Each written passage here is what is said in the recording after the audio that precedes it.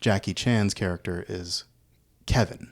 Yeah. His name is Kevin. Kevin Kukui. Yeah. Kukui Chan, which gets translated into Kevin Chan. Oh, yeah. Okay. Really. Yeah. So it was jarring for me at first for them to be like, Kevin, we need you over here. Kevin, look out.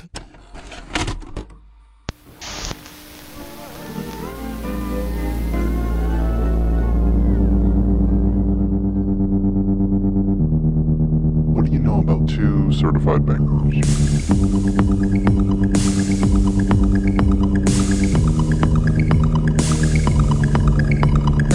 PhantasmaCast. Welcome back to PhantasmaCast, where we watch our favorite movies 2 at a time. And you should too. I'm Jake. And I'm Derek. And today we're going to talk about a duology of films, Jackie Chan films. Yeah. Police Story 1 and 2. What was your first Jackie Chan movie, Derek?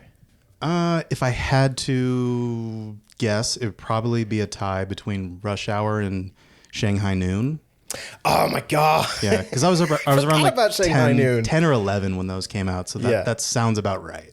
I hadn't even like considered like his American films, like post like being international sensation Jackie Chan. I liked Shanghai Noon. That's the first one. A lot more than Rush Hour.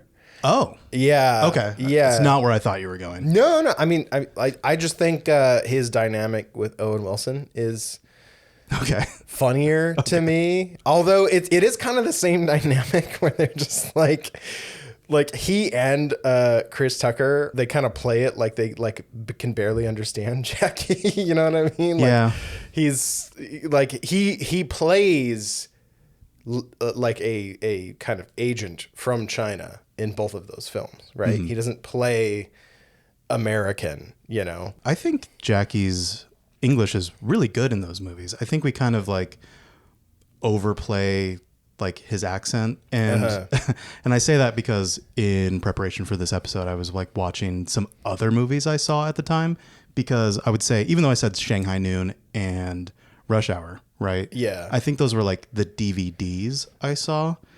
But the first Jackie Chan movies I saw in theaters would probably be, and I'm ashamed to admit this. Was it Tuxedo? Yes.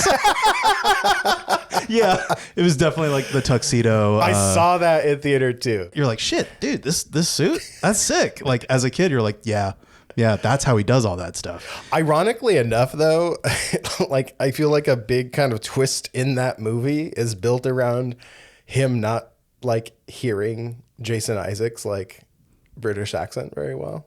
Oh, what was the twist? Because he says, wear it, right? No, he gives him a clue, and he says,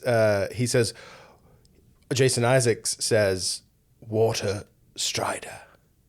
But Jackie Chan hears... That's from that movie? Yes. Okay. He hears Walter Strider. So he's looking for this Walter Strider guy. Like, isn't that ridiculous? The whole kind of like clue is that he mishears a British accent. I wonder if Ryan Johnson's a fan and he used that for, you did it. Yes. I don't know. It's goofy, but at the same time, I'm like, I mean... It's valid. Fair. Yeah, fair enough. The cringy parts that I was talking about is they kind of like make fun of like, I hate saying this word, but just for like the cultural like moment of it is like a little bit of English kind of thing. Yeah. They're making fun of his accent a bit in the trailer. Like, man, he has a very heavy accent. I'm like, dude, do you speak Chinese? Yeah. I don't think you do. Yeah. Like the earliest Jackie Chan movies I can remember watching are,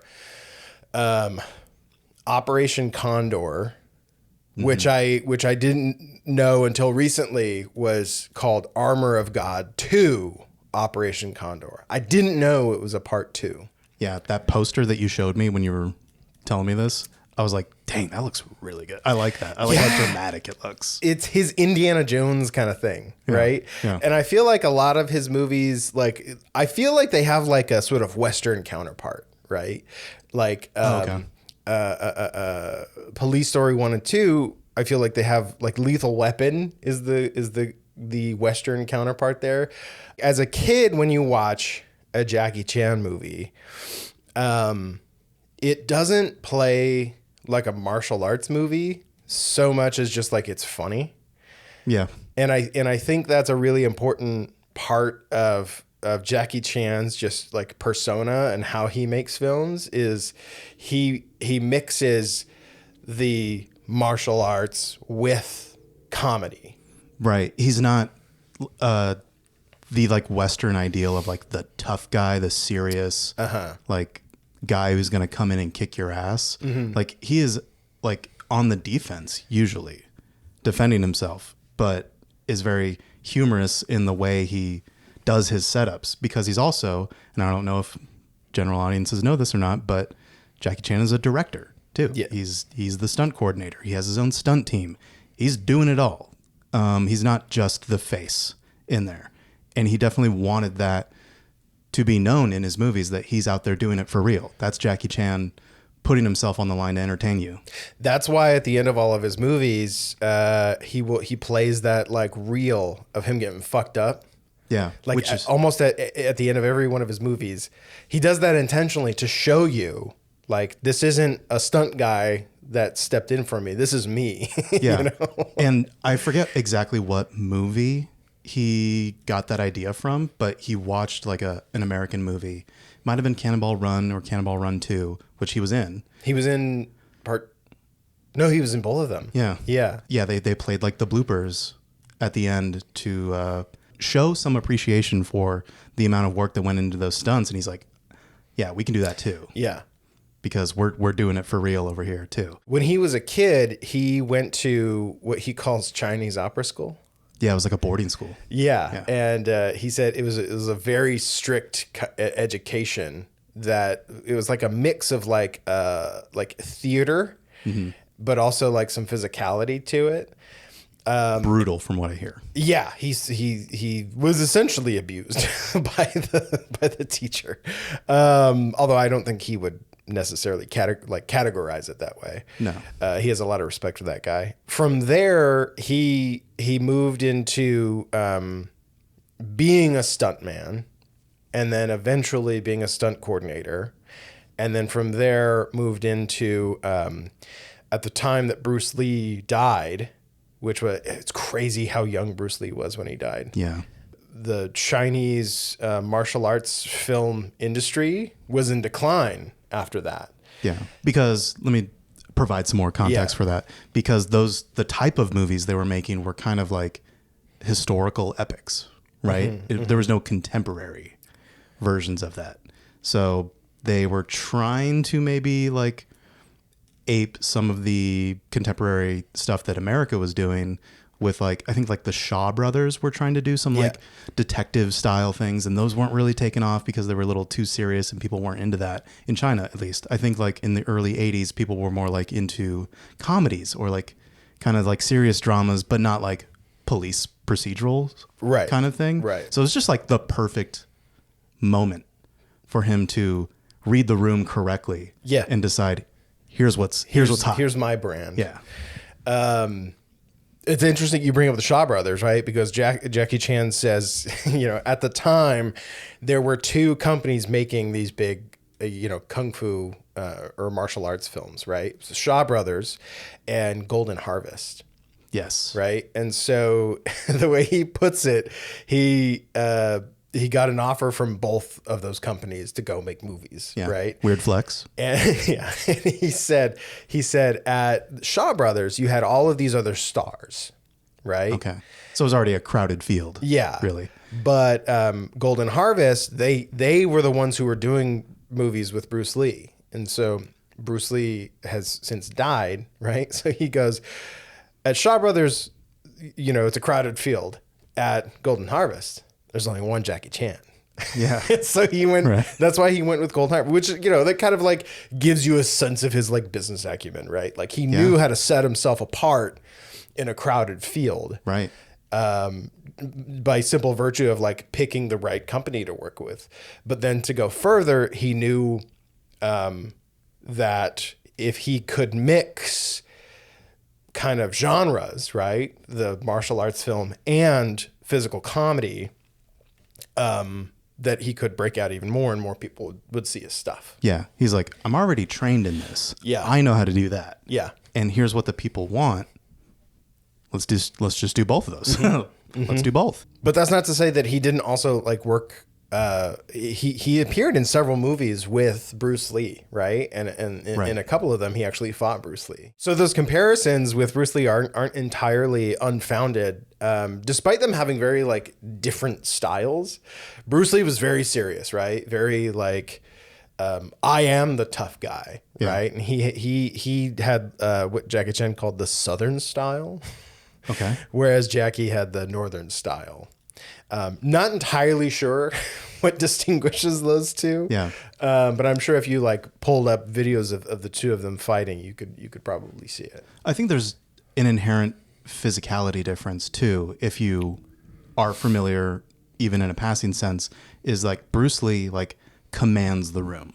He's the center of attention when a fight happens, and he kind of like presents himself in a very specific way. That's a little more macho. It's a little more aggressive. Yeah.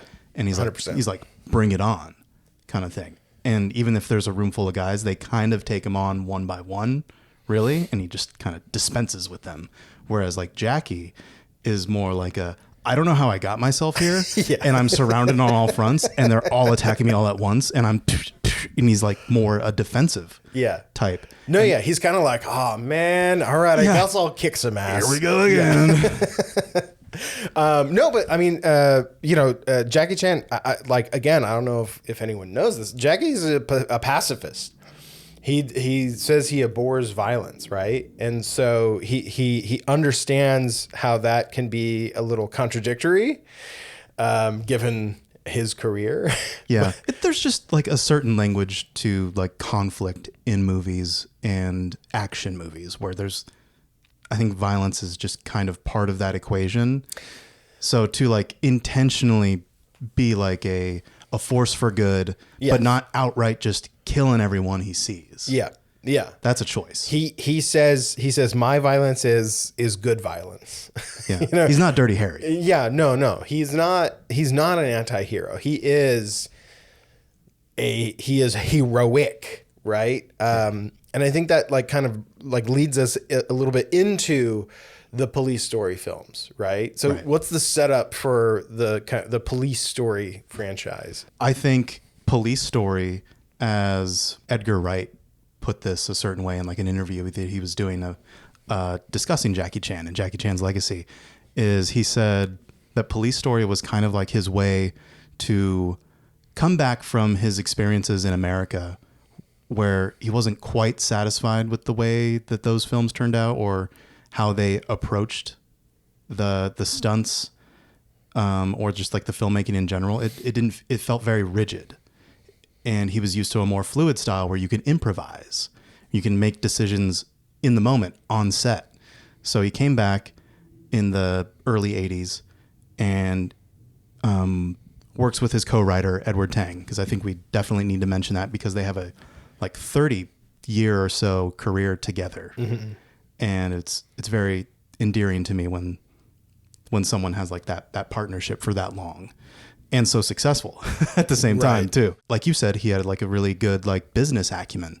So he's going out and he's buying cameras for the future. He's investing in his future now. He has his Jackie Chan stunt team, which he started creating in like the early 80s, late 70s kind of thing. So he's already got these people he's worked with for years now that he trusts. He's getting equipment. He's got the backing of Golden Harvest, like you said. And they've already got like a relationship going where they trust him inherently. So he has like a longer leash to do things his own way, in a way that like a more up and coming, a more green person wouldn't. Yeah. And that really lets him like kind of just let loose with all his like frustrations with how his career is kind of like stalled in like an international sense. So he's like, I'm going to bring it back home and I'm going to show the world what I got. And boy, does he. Yeah. That's why I think it creates a kind of like perfect storm that, led to these movies. He is the choreographer. he is the director and producer, so he can control those circumstances. Right. He is the guy doing the stunts, right? So, needless to say, Jackie Chan is a perfectionist, right? He's very dedicated to the stuff that he does, and he does it 100%, right? Yeah. But a collaborator. Yes. Too. As much as it... I mean, you have to when you're doing things as elaborate. Yeah. As what he's doing in these movies. From an outside perspective, it could seem like, oh, it's just the Jackie Chan show. Jackie Chan this, Jackie Chan that. And the stunt team is called the Jackie Chan group or whatever. But like, he did have like a stable of like collaborators that frequently worked with him. Yeah. So for those unfamiliar, what's the story of Police Story? Is just this Hong Kong like drug lord being like zeroed in by this police force, the Hong Kong police force. And Jackie Chan's on the case. They get really close to him, but they have like this shootout because like the sting operation goes all wrong. And it's like in this like shanty town on the outskirts of Hong Kong. This is a pretty political movie, not in like overtly. Okay. But the subtext is pretty political. So we're in like a shanty town and there's a shootout, things go wrong. And then there's this very amazing sequence of events that happens once like the drug lord gets in a car and we start to a chase ensues. Right. And we drive through the shanty town and things are just blowing up left and right. And the cars are just smashing through these buildings and going down the hill. And it's just like, oh my God, like this must have cost $500 million. Like this is an amazing epic set piece. And that's just the beginning of the chase. Yeah. Yeah. It's really cool watching the kind of the credits sequence because you see just how many cameras they like deployed to catch all of that action. 'Cause I feel like a lot of the stuff that they did on this movie is like, we only have one shot at this. We only have one chance to drive all of these cars through this shanty town. We're going to get everything, right? We're going to put cameras in the cars. We're going to get a million different angles of them just kind of like zooming through the huts, you know, and just watching things like explode and dudes just get fucking thrown off to the side. Yeah, people fall from rooftops. Yeah, it's a big sequence and one that is directly referenced in Bad Boys 2. Like at the end when they're I think they're taking like a Hummer through like what is it? I think they're on Cuba. No. I think it's a South American thing. Yeah. But yeah, like they really replaced it with in a South American shantytown going down. Yeah. But that's just an amazing action set piece to start off. And then we get so many different like ups and downs. And like we really like establish the rhythm of a Jackie Chan movie here and why it stands out. We'll have these incredible highs and then we shift tone a little bit. Now we're at the street level because the cars are ruined and the bad guy has to get away and he gets on a bus and he's like terrorizing the bus driver. Like, drive this thing. Jackie's still tailing him on foot. Yeah. And it's just amazing to watch the athleticism of just him on foot, let alone the crazy things he gets up to afterwards of like getting an umbrella.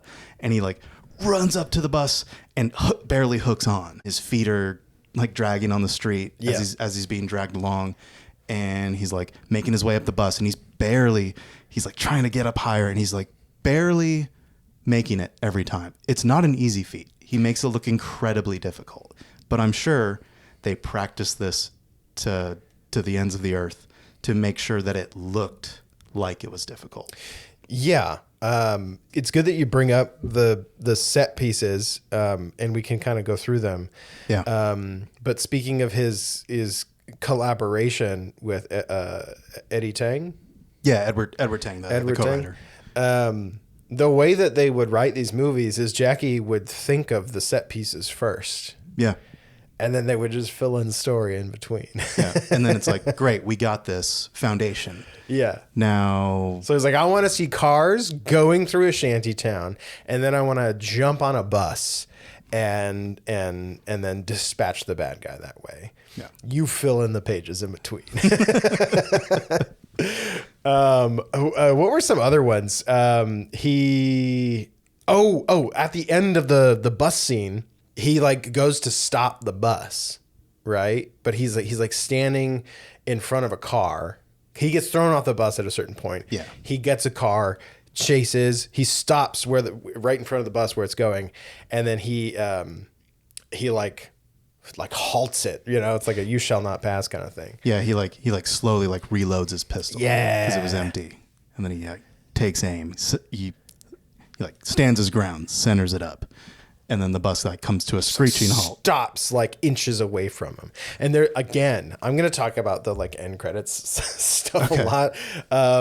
There's a shot where like the bus does not stop in time. Yeah. And he almost gets pinned between the cars. This man put his life on the line to entertain us, Every blooper shot that like where a stunt goes wrong, you just see like 7 guys come from right off a frame going, oh my God. Another one is, this isn't really like an action piece, but it's one that you really love. It's the phone lines sequence. Yeah. And that really like highlights his training, like you were saying, with the ballet school, the boarding school that he was in. Yeah. Of like, he's just got like a really good, he's got a dancer's sense of I would say how to utilize his body. Yeah. At all times. So he is like the last cop stuck in the station, and everyone's like, all right, I'll see you tomorrow. Right? Yeah. And so he's just getting he's got his girlfriend calling on one line. He's got a woman calling to say she's like being raped, and he'll deal with that, later. He's got like all these phone calls going on at once, and he's mixing up the lines, and he's just in his chair, and he's like tangled up in the phones. To have something that like silly and delicate in between these big action set pieces, again, like goes back to like Jackie. He wants you to have a good time, with his stuff. He was, I think, I don't think Jay Leno owns this comparison, but I'm quoting Jay Leno. Sure. He said he was a mix between Bruce Lee and Buster Keaton. Right. And Jackie wears the Buster Keaton influence on his sleeve. So much so that he even has replicated Buster Keaton's stunts in some of his movies. Yeah, or I think Harold Lloyd is another silent film star. Like are you talking about like the dangling from the clock? Dangling from the clock, specifically in Project A. Yeah, that's from Project A. Yeah. He replicates the Buster Keaton stunt from Steamboat Bill Jr., where the front of the house falls. Okay. And he's perfectly in place to go through the window. By the way, when I saw that in film school, brag, I was still like, wow. When I saw that, it doesn't quite capture the wow factor of it. Is just hearing about it. Because, well, I think it's perfectly fits because those films were made in the 30s in the 20s when Buster Keaton was active. They didn't have CGI. They didn't do cutaways. They didn't even have sound. There was a real fucking guy there standing in front of the real like 800-pound fucking front of the building, right? So knowing that in the context of watching it today, that's why it's still shocking, because you're like, it's real. It's right in front of me. There's no trickery here. Although Buster Keaton did do trickery, but like, yeah, they did forced perspective stuff. Yeah. But a lot of times it was Buster Keaton putting his body on the line for these things. Same with Jackie, right? And that goes through his entire career of, I'm going to be the one who's really doing this. Yeah. Jackie Chan almost died on the first Armor of God. He says this, he says, I've done a lot of stunts where I got hurt, but there's only one stunt that like I almost died on. And it's like the stupidest fucking stunt.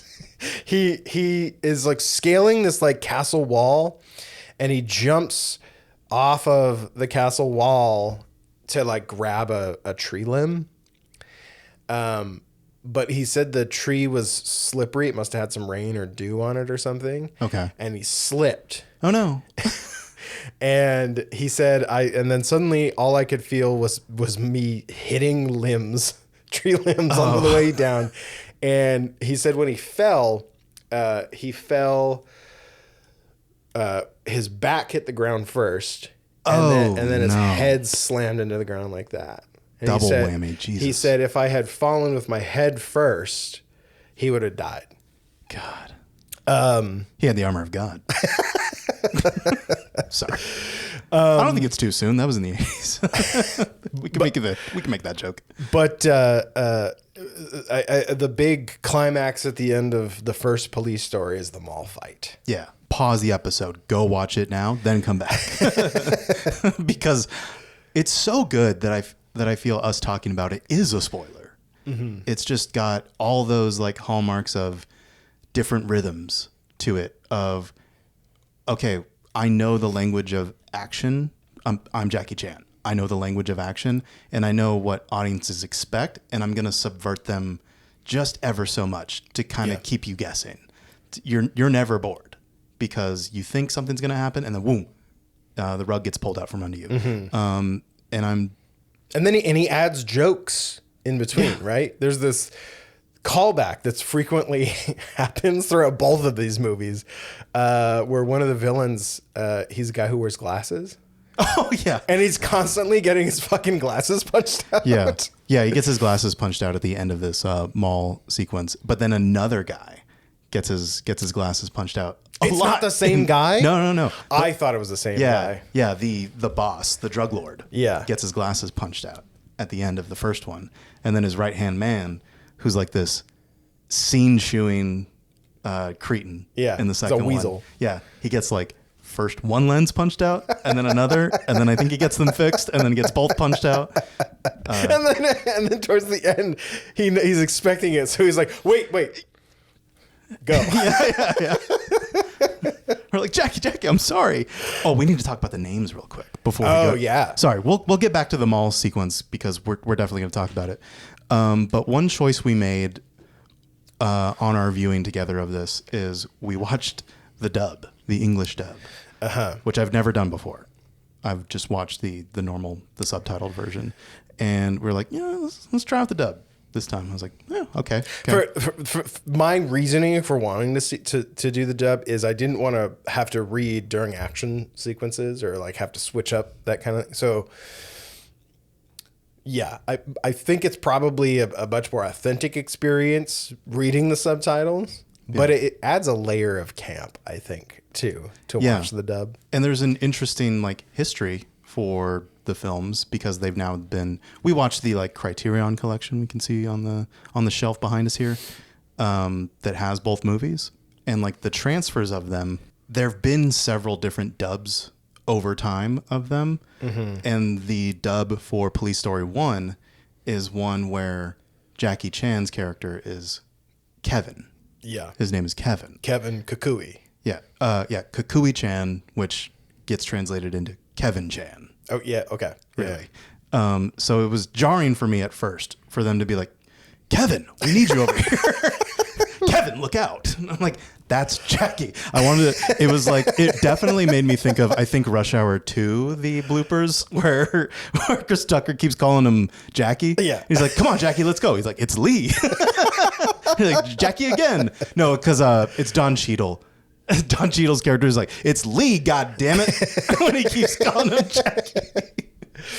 But you can almost not fault him for that because in Police Story 2, which I think is, you see this a lot more often, is instead of referring to him by his character's name, they switch it to Jackie. Yeah. So in Police Story 2, they refer to him as Jackie, not Kevin. Yeah. And I've heard there are dubs of Police Story where it is Jackie. Yeah. So to international audiences, I think they did lean on the name recognition so much so that just in the dubs, he's Jackie. Yeah. I think it's endearing when you see interviews of Jackie Chan talking about stunts and about how it was important for him to be there and not like hide his face like stunt doubles do in like American movies. Yeah. He's like, he's like, I'm not hiding, you know, like when a guy comes up and punches me and I defend myself and I punch back and I whip around, that's Jackie. Like I was referring to himself as Jackie. Yeah. So back to the mall. Okay. Sequence though. It's the final set piece of the movie. The key witness, Selena, that he's been having to protect this whole movie. She's finally got like the dirt that's going to convict the drug lord basically. And we get to like this scene in a hallway where him and Selena, Jackie and Selena are like, they enter a hallway and there's these two guys at the end of the hallway and they're like squaring up ready for a fight. And we know it. And he's kind of like, okay, hang back a little bit while I take care of them. So it's setting that up and we think like a fight's about to go down. And then right at the last moment, boom, a third guy comes out of nowhere and yanks Selena and the file away. Right. And then Jackie goes, oh, he scrambles and he runs after, and I think trips or he like ends up on the ground somehow and slides into the guy and takes him out by like the foot. That's just so ingenious. You won't see that somewhere else. That's a Jackie Chan stunt of here's me setting up the scene and then subverting your expectations, and he slides into a guy and it's funny. It's silly. You get that constant like tension and then release of a joke. Tension of, oh no, they're wailing on him. But then the bad guy messes up and like his bat, if you're swinging a bat at him, it hits a railing right above his head. And Jackie seizes on the opportunity and just gets him one in the gut or like kicks him away. And then that guy goes flying in slow-mo into like this like shoe sort of glass. Yeah. Glass door. Oh, speaking of the glass, by the way, did you know they had it custom ordered to not be like the normal sugar glass, the breakaway glass that gets like really small? They had it custom ordered to be twice as thick. So it would break off in bigger chunks. Okay. Which is technically more dangerous. Yeah. Because you could still get cut on Getting it. closer to actual glass at that point. Yeah. But Jackie wants it to look believable. Yeah. You know? So I think that's great. And that they still, so they are getting hurt. And you see in the bloopers of this mall sequence that, yeah, they're having to, you know, walk it off after every glass sequence, or like that like iconic shot of him getting punched in the face and then his head goes into the glass and he's like, ah, and like, yeah, he felt that. They are contact hitting, by the way. Not hard. They're definitely pulling punches and pulling kicks, but they make connections. You see like the dust from the guy's shoes, like in the air. And these transfers are clean, by the way. These look amazing. And that's the dust. That's another kind of trick Jackie deploys. Oh in yeah, his stunts. They dust up the fists and feet to make the impact look bigger, which is so ingenious, I think. Yeah, and he has a clear understanding of editing action, because he was talking about how like some movies he's seen that are like badly editing or trying to hide the action will like cut at the wrong time for like a punch impact. They'll like cut right as it's about to connect. They'll like, the fist gets right here and then they cut, and then it's like from the same moment and it makes the impact. And he's like, no, you cut at right before it's about to connect, and then you actually like kind of cheated a little bit. He's like, but it's not cheating. You cheated a little bit, not cheating, but you, in the other shot that you're going to use, you take it back a step further, because when you cut them together, it feels right. It feels more natural. You see it all play out. I think you feel the momentum. Yes. Thank you. That's what it was really. He also will kind of replay the same stunt using different takes, like over and over again. Did you notice that? Yeah. Like, oh my God, what was the one that just went on forever? Was it the sliding down the pole scene? Yeah. Which, man, that one has its own story too. But yeah, the capper to the whole mall sequence, which includes guys being thrown from several stories, falling down and breaking their falls on like verandas or they're stuff just like waging that. a war across this fucking mall, which is like, I think they would shot it maybe during Christmas time, because you can see like displays for Christmas presents. Yeah. And then there's like guys on motorcycles, like everything. All these ideas are dudes flying, glass shattering, Jackie doing a lot of fucking different stuff. But yeah, the capper to it all is there's this giant pole in the center of the mall, and there's this like beautiful like light display that kind of wraps around the pole. Yeah. In a way, it kind of looks like an hourglass in a way. And the guy's about to get away. He's on the ground floor. Jackie's up on the top. So he's got to get down there. He's got to get the guy. Like that guy's not getting away. Jackie's going to get him. And he's on the railing and he's like, ah! And he jumps onto the pole and slides all the way down. Every single light like bursts and gets twisted up as he's sliding down the pole. Every mall patron is like stopped in their tracks and watching this. And it doesn't break my immersion because of course you're going to be like, what the hell's that guy doing when that happens? And he slides down and breaks his fall into there. And we see like 3 or 4 shots of the same action play out from different angles. Yeah. And like, I hesitate to say this is a Jackie Chan original, but like, it just works, right? Like replaying the different takes of the same stunt back to back. Like it breaks a rule, right? Because it kind of breaks the continuity of the reality that you're watching. Yeah. To our Western eyes. Right. Yeah. But it gives you as the viewer an opportunity, because if you just saw it once, it'd be too fast, right? You'd be like, what happened? You know? But Jackie's like, I know what you're here for. I'll give it to you again. And again. Yeah. And again. And who did that? Fully appreciate it. And who did that stuff? Jackie. Jackie did that. Yes. You better believe Jackie did that. You do a stunt in a dream, you better wake up and believe it's Jackie. My favorite little anecdote about that stunt, before I ask you like what your favorite stunts were in this movie, because this is just the mall stunt. When he was about to do that, first of all, it took hours because he had to summon the courage to do that. Yeah. When he does that yell before jumping. Yeah. That's Jack. That's him preparing himself to fucking do it. Yeah. He said right before that, the crew is waiting on a signal from him. Some physical like signal from him to start rolling, because they only got one shot to do this, you know? So he's trying to hype himself up. And he said a crew member approached him and gave him a hug.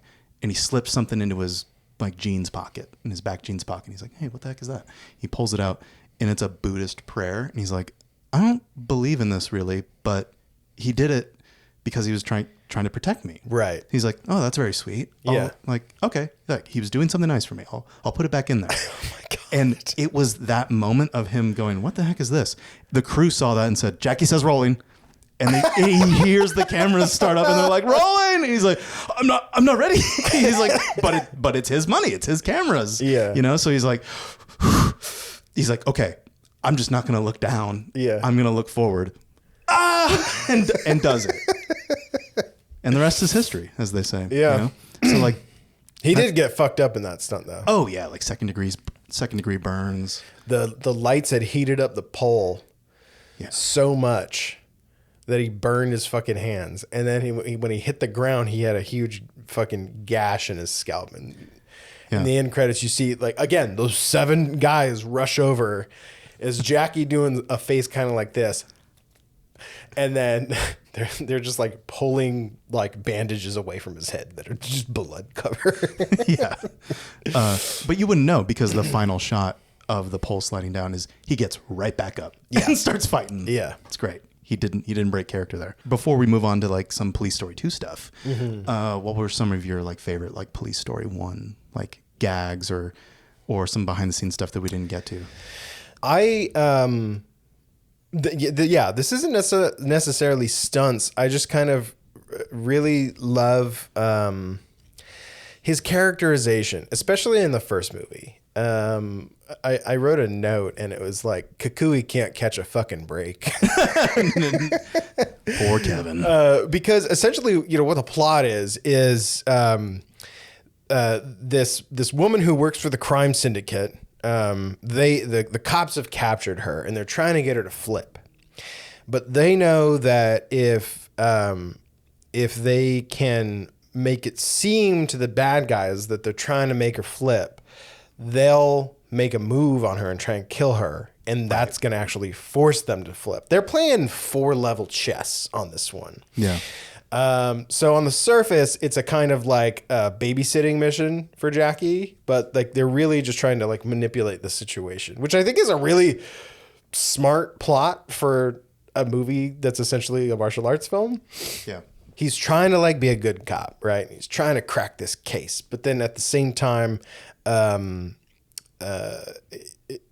he's putting himself in these situations where like he's doing his best, but you know, it somehow like doesn't play well for the press, and he's always getting the brass is coming down on him and everything. And on top of all that, his girlfriend May is like, I want to have a relationship with you, but you're so tied up in your cop shit, dude.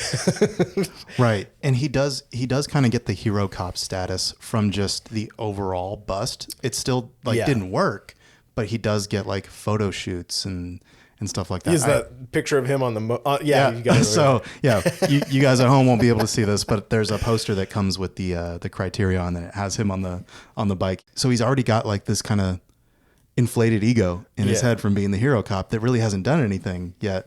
So he's assigned what he deems as like babysitting duty. So he's kind of looking down on it, but he still wants to help her and get the job done at the end of the day. But in his like hapless way, he like hires a buddy to pretend to come in and try to like murder the witness to kind of scare her into cooperating sooner. I forgot about that scene, and I actually really love that scene because she knocks him out. Yeah. Right? Yeah. But he still has to make it look like the guy is trying to kill her. So he's like puppeteering the guy. Oh no, fighting him. He's still coming at me. Look out. You know? She's like, okay, I got you. Let me hit him on the head again. Yeah.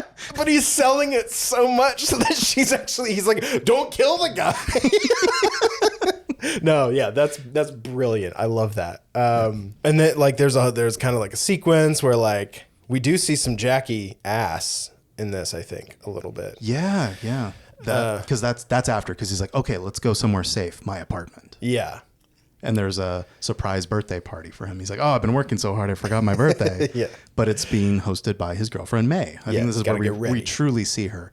Played by Maggie Chung, by the way, who blew up after this. She was in high demand after this. And that's why I think her role in the second one, which we'll get to, is greatly expanded. Mm-hmm. But anyways, she's hosting this birthday party. But to her, he's bringing home another woman. Yeah. at this moment. So she like pushes the cake into his face, and everyone leaves. And I was like, okay, good luck, Kevin. See you later. And yeah, he's taking a shower to wipe the cake off of him. And yeah, we get some Jackie ass. That's Jackie. he wants you to know that ass is Jackie's ass. You wake up in a dream. You would believe it's Jackie's ass. But then May comes back while he's talking to Selena. He's like kind of putting on a macho thing, right? Yeah. And she overhears him saying all that shit, and she fucking gets him again. He's like, how long has she been here? Basically the whole time. But yeah, Police Story 1 is a great time. Police Story 2, I don't know. I hesitate to say that it's like a lesser film, but I think there's less really happening in it. But I think there are bigger things that happen in it. Does that make sense? Yeah, the like non-stop action of it is kind of dialed back a bit. Yeah. There's a lot more scenes of him just kind of talking to people. And there's more character stuff happening. There's more character stuff, and stakes are higher. So basically in this one, there are terrorists that they blew up a mall. And this after he's turned in his badge, right? But like he actually wants to pursue a real relationship with May. Yeah. Now. But then he gets pulled into it, and they're like, Jackie, there's a bomb threat called in. Like, what do we do? Yeah. And he's like, all right, here, you do this. Yeah. He's like, we just don't know what to do. There's bomb threat, which we heard is going to happen over here, by the way. How would you hypothetically handle that? It's not like there's a manual for this kind of thing. But he saves the day, so he gets pulled back into it. And they're like, okay, like these terrorists, they're called in a ransom for this company that if they don't pay up, they're going to start blowing other buildings up. So he's got to figure out who the bombers are, basically. So in that way, it's more of a mystery thriller, right? In the way that it was like a chase. The first Police Story is more of a chase movie. Yeah, he knows who it is. He knows where to go, who to go after. Yeah, we already know who the bad guy is, and he's being pursued the whole time, and he's trying to escape danger at every angle. Where this one, he's chasing down the danger. Exactly. And then I think it's kind of quaint how they have the only thing I can kind of compare this to, he's got his own kind of like Jump Street team. Yeah, the like his team of undercovers. Yes. I think. Yeah. Yes. And so they help him kind of figure out who the bombers are and everything. Using like tech to try to track down the bombers. Like planting bugs in an office. Yes. There's a lot more like police work happening in this one. Right. Stakeouts, planting bugs, trackers, all that kind of stuff. Which is intriguing, but not the most exciting thing. So that's where it kind of feels like there's like a bit of a lull in the middle of the movie. Mm-hmm. But they're really just like tracking down the guys, you know? And then it really picks up. A big... I think there's two key scenes that kind of stick out to me. One is the park playground fight scene. So good. Because that playground scene is spurred on by this guy we haven't mentioned yet, which is the right-hand man played by Charlie Cho of the drug lord from the first movie. He's out of prison now because he's like terminally ill. Yeah. Air quotes, because he looks fine. But they're like, hey, I'm out of prison now. I'm terminally ill. Can you believe it, hero cop? Kind of thing. And yeah, his right-hand man, the Charlie Cho guy, is like, yeah, Jackie. Like, he just chews up the scenery the whole time. He's like, you pathetic cop, too. Is that your little girlfriend back there, kind of thing? And he like really, this guy like harasses May and May's mother. Or her aunt, I think. She goes to stay with someone else because they know where Jackie lives. Because this guy shows up and he's like, I know where you live, hero cop, kind of thing. Like, get used to this face, kind of thing. And all of this is just leftover baggage from the first movie. It doesn't really apply to the people he's chasing down. It's just kind of another annoyance for Jackie. Kukui not being able to catch a break because he's still got these assholes trying to bother him. This is the glasses guy, right? Who he keeps punching out. Yes. So then, and I think maybe May's the first one to actually punch one of his glasses because he approaches May and her mother or her aunt when Jackie's not there, but she fights back. So she's given a bit more agency to like stand up for herself this time around. And yeah, I think she hits one of his glasses and I'm like, oh, while we were watching it, I'm like, that's kind of like how the drug lord at the end of the first one got his glasses punched out. That's cool. And then it kept happening. I'm like, this is intentional. This is a very good visual joke of the glasses getting punched out. But yeah, anyways, that guy shows up again while Jackie and May are kind of having like what are we doing here? Yeah. Well, May's like, listen, I can't do this anymore. Like, we were supposed to go off on our dream vacation and you kind of like abandoned me. He didn't really. It was just like a circumstance. He got called off the plane. He could have sent a message to her, but he's such a Kukui can't catch a break. Yeah, no. He's such a guy in that, right? He's so caught up in his own kind of the shit that he wants to focus on. Yeah. You know? But I think to a lesser degree than the first movie. I think there's a good maturity to him in Police Story 2 that was refreshing to see. But yeah, they're having this conversation and then Charlie Cho shows up and he's like, I got you here, Jackie. Like, and I brought my boys with me too.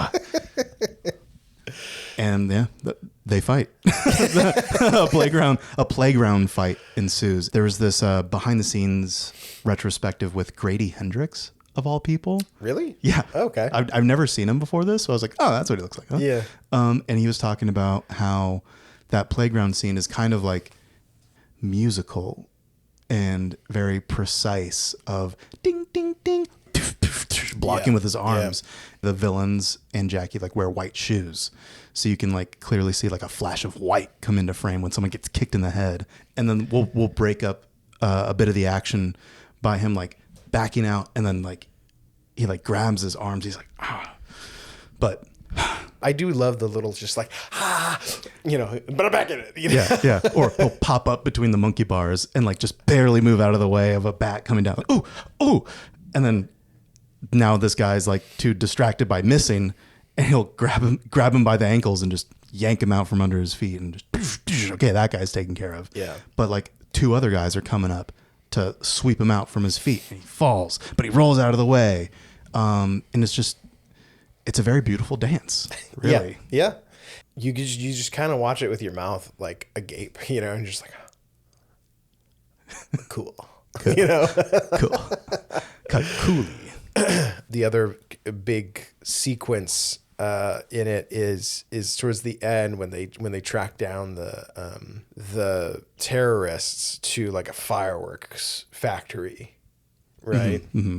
We pretty much have seen the gang now. It's just like these three like tough guys and this like shorter guy who's like a deaf mute. He's in control of like the explosives. He carries around like this bag of like these enlarged like firecrackers that like he's the tech guy, and then the other two are the goons. This guy's played by Benny Lai, I think that's how you say his name, and he's part of the Jackie Chan stunt crew. Oh really? Okay. Yeah, he was one of the earlier members that joined in the late 70s, and I watched an interview with him later in life, and he just has like these very fond memories of working with Jackie and working on this film specifically, because he was like, oh, when I was offered the role, he's like, I was very excited, but also daunted. He talks about taking the role very seriously and how he trained with like a coach to talk more with his hands, mm-hmm. and play that like as authentically as he could. So like it might come off as like very dated now, and I think they call him like deaf and dumb in the movie. But he as the actor took it very seriously. But I mean I think the very clear reason that they did that was it's kind of like a twist, because when they originally find him, because he is a mute, they immediately discount him. They're like, oh, you're no danger. You don't need the handcuffs. Yeah, exactly. Yeah. And then when he fucking turns on him and starts kicking some ass, gets a little RC car with some bombs and is like, ah. Yeah. You're like, oh, this wily motherfucker. you know? He's squirrely. Yeah. So, I think it was a pretty successful kind of thing that they tried to do, because you legitimately kind of have an immediate sympathy for the guy, and so your guard is dropped. But then there's the turn. I like that. I think they did a good job. Yeah. To characterize the villains a little bit more than just being like pure evil. Right. kind of thing. But there is some kind of darkness in this one that you didn't see in the first one. They actually they mail a bomb. Oh yeah. To the executives of this company that are getting blackmailed. Yeah, and the fucking executive assistant gets blown up. Yeah, like her arm. They imply that like her arm gets blown up. Right. We don't see it. She survives, but minus a limb. Yeah. So the stakes are pretty high. Yeah. And then I think we need to mention that Jackie gets like a bomb vest strapped to him. Yeah. They capture May, right? Yeah. And they're like, you got to go in and get our money or else. That is a fun turn too for like his character, like he's got to be the antithesis to what he believes himself to be. He's got to be a bad guy in this moment. Mm-hmm. So yeah, they eventually chase down the terrorists to this fireworks factory, and they have that big final fight. Yeah, the showdown, which is some excellent falls in that, by the way. One of the squad of 4 like gets kicked out of a window at some point, and there's like this pathway on the exterior of the fireworks factory, and there's like a covering, and he hits that covering and rolls all the way down, and then at the end of the covering he falls through it and gets to and like lands on the pathway, and I'm just like, he could have fallen off of that to his death. He's doing that. Insert, not that that's Jackie, insert that's the guy doing that for real. And then one of It Is Jackie is he gets like thrown into like a mixer of some sort. Mm-hmm. That one's pretty funny because it goes on for so long of him. He rolls, hits a ledge, rolls, hits a ledge, rolls, hits another ledge. And then because it's Glass Story, fall at the very end, comes out of some glass onto the floor. Shit. Got to run all the way back up now. Great falls in that scene. May gets some action too, right? She at some point she's getting chased by the techie explosive guy, and there's like a series of like, I don't know, they're like racks or something. Yeah, and so she runs through them, and the guy kicks it, and it like starts to fall like dominoes. Yeah, and she like gets out of them at the last moment. In one of the outtakes, she does it. No. Yeah. One of the outtakes, she gets surrounded by the 7 guys off frame, being like, "Oh my God, Maggie, are you okay?" And she has a similar like blood. Just think of blood. Yeah, she got conked in the head. It doesn't look all that dangerous when you're watching it, but then you're like, all right, if I were in that situation, I would have fallen and broke my fucking neck. Yeah. So I think it's funny knowing that if you watch that scene. In one of I think 2 of the shots, you can see her covering her head when she's running now. Yeah. It's like, no. Ain't getting me again. We can't do a third take of this. And since it is a firework factory, at the end, they could not end it without blowing the fucker up. A bang. Yeah. To end all bangs. They blow it up. It's a gigantic explosion. It's way bigger than they anticipated. The fire department actually had to come out and put out the blaze. 30 firemen come from off frame to do it, to put it out. Oh shit, Jackie, what are you doing? Absolutely go check these movies out because they're essential for Jackie Chan lovers, for action movie lovers in general. And one thing I found when doing my research for this, which I think you'll appreciate, is after becoming kind of jaded of his time in Hollywood post these movies and like post Shanghai Noon, Shanghai Nights, the Rush Hour movies and all that, post the Tuxedo and Medallion and stuff like that. I don't know if we mentioned the Medallion, but that's another one I saw in theaters. Yeah. That's the canon of weird objects that give Jackie Chan his abilities. That could be another double feature, honestly. Jennifer Love Hewitt in that one? Jennifer Love Hewitt is in the Tuxedo one. Why? Yeah. Why? She's not an action star. She was I think she was probably still riding that I Know What You Did Last Summer wave. Yeah.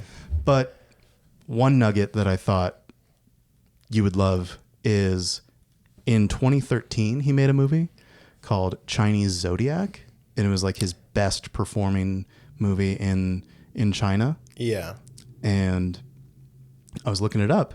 I don't know if you know this yet. Are you familiar with this movie? No. Good.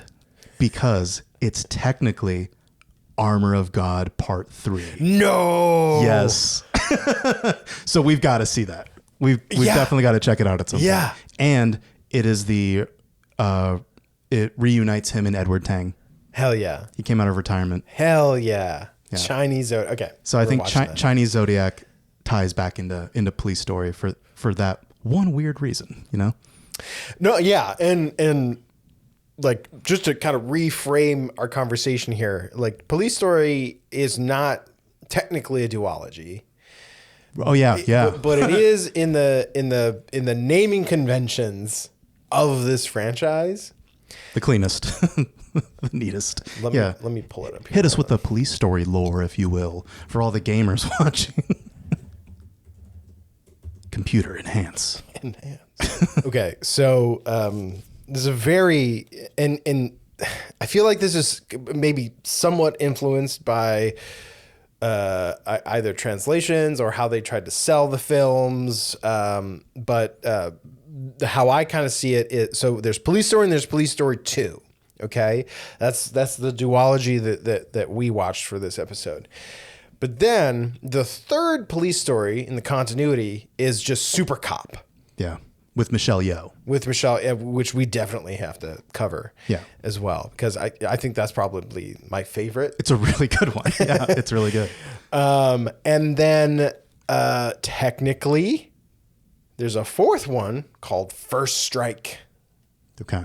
Jackie Chan's First Strike? Is that the full title? Or just First Strike? Police Story 4, First Strike. Huh. But I think on its IMDb page, it's just First Strike. Okay. And that came out in 96. In 2004, we have New Police Story, which is a reboot. This is before they learned to say the police story. You know, that convention came up. And then there is another one called Police Story, Lockdown, also known as Police Story 2013. Is Jackie in all of these? I think so. Okay. Yeah, he's on the cover. Okay. It looks like a fucking episode of NCIS, though. Oh. The cover. Oh, no. Yeah. And then there's another one, which is billed as a spinoff, is Super Cop 2. So there's 7 of these movies, but I would like to do a video on just like the continuity of them. But I think there's only 2 that are just Police Story, right? And it's Police Story 1 Truly, and 2. yeah. Yeah. So that's going to do it for Police Story 1 and 2. Go watch these movies. Have a good time. But also just like watch any Jackie Chan movie you can find. I mentioned Operation Condor when I was a kid. Armor of God Part 2. Armor of God Part 2, Operation Condor. But then another one I watched was Who Am I? Okay. He plays a cop who... Oh, does he have amnesia? Yeah, he has amnesia. See, it's so cleverly titled that I'm like, Amnesia Cop. Yeah. I knew it. Yeah. So he's just, spending the whole time trying to figure out who the fuck he is. Yeah. Bless Jackie Chan. He is a showman at heart, very dedicated to his craft. And, I think any movie that he is a creative force in, you're just going to have a good time. Yeah. And I'll give you a quote to lead us to end on from Edgar Wright. He says, Jackie Chan is like his favorite martial artist. And when he's gone, there will be no sequel. Yeah, I think he's right. Edgar Wright is correct on this assessment of Jackie Chan. Yeah, one of a kind. Yeah, so until next time, we'll see you guys later. We'll see you next time.